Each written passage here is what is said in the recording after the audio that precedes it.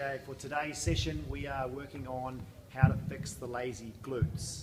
We've got a lot of people talking about lazy glutes and their glute muscles not firing and they're struggling to get them firing. So I'm going to show you 3 things today that I want you to work on to try and get those glutes firing. Now these exercises are not really glute strengthening, it's glute activation or firing them up. So it's stuff that you need to do pre-glute strengthening. You know, we do a lot of glute strengthening exercises with like one-legged squats and step downs and physio lunges and working on leg pressing and squats and deadlifts, lots and lots of glute work, but a lot of people are doing these exercises without their actual glute firing or working properly. So we're going to bring it back a stage and get you working on the firing or the activation level to get those lazy glutes actually working, so then when you go do these other high level exercises, they're working for you and your body's not compensating, or your back's not compensating, or your hamstrings are not compensating for the fact that your glutes aren't working, and you can get the most benefit out of those exercises. So let's start with the first one.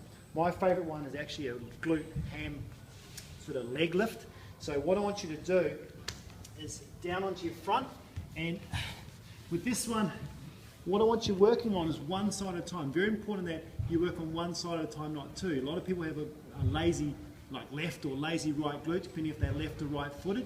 And what you've really got to focus on is making sure you've got one hand on that glute. And we're talking about the glute max. Now remember, the glute max muscle, it works on demand. It's a very complex muscle, very powerful muscle, but it works on demand. It usually works when there's enough load, enough recruitment, then it'll fire up. So a lot of people, they'll raise their leg and their buttock, mine's actually working, but their buttock doesn't work, so they raise their leg and it's all floppy in here. Okay, so we've got to get that glute pre-firing by activating it and trying to get your brain switching it on. So what I want you working on is trying to make sure that your glute is fired before you raise your legs. So it's a leg raise, but let's walk you through it. First things first, you can't be in this extended position, otherwise your back's going to fire up all the time. You've got to be in neutral. So what I want you to do is make sure from here, you just do a little tilt back. So you're just flattening that curve out a bit from hyperextended to a bit of flat. And that means you have to bring your pelvic floor on to get your TA on, get that transverse abdominis working. Once you've got that on, you've got to think about, okay, I want my left buttock switching on. Okay, so you've got to clench that left buttock there. Sometimes it's good to whack it a little bit. And from there, I want you just extending the hip. Okay, it doesn't have to be far. Some people go a little too far and they start extending their back. So make sure that stays in neutral, keep that pelvic floor on, clench your buttock, extend your leg, alright? And you can hold it there for a good sort of 3 or 4 seconds to get that activation, even up to 10 to get more activation, more endurance in it, and then release and down. And I like to have my head here so I can concentrate, really think about it, pelvic tilt, pelvic floor on, TA on, clench my buttock, raise my leg, hold it there, get some really good activation, and down. And I'd work on about sort of 10 repetitions in a set, get a good 2 or 3 sets out before you move on to the next exercise. So that's your glute activation for prone glute ham raise. Really good exercise. The second one is going back to a little bit of Pilates, going into doing bridges. Now, listen, these are very low level exercises, but they're great for activation. They're great for getting those lazy muscles switched on. Right? So when you're in this position, again, you're going to do a bridge.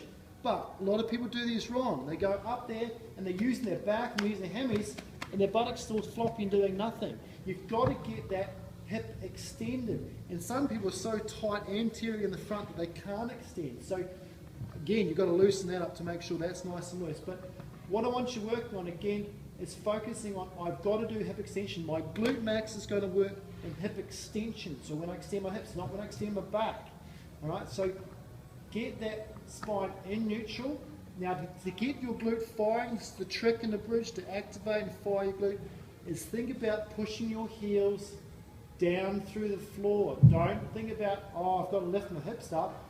Push your heels down through the floor. And as you push down, my load is through the heels, I've got to clench my buttocks as though you're squeezing them together and extend the hip and push down at the same time. So I arrive there with my glutes on, my hammies are really working, and my back's really happy. And then lower down through your glutes and your legs so you arrive back in a neutral position.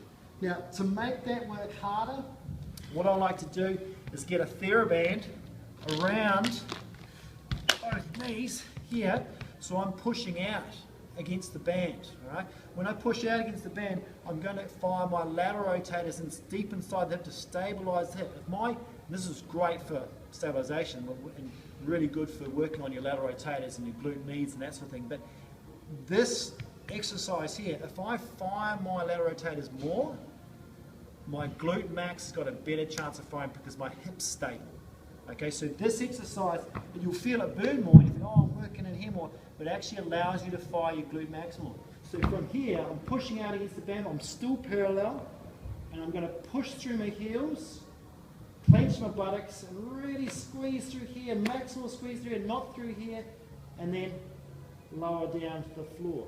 You can actually advance this if you want, so you can move into the next sort of stage exercise where you're doing ball hip extension. So it's just hip extension on a ball. Some people, you see these, they're on a bench and they've got weights and they're doing hip thrusts.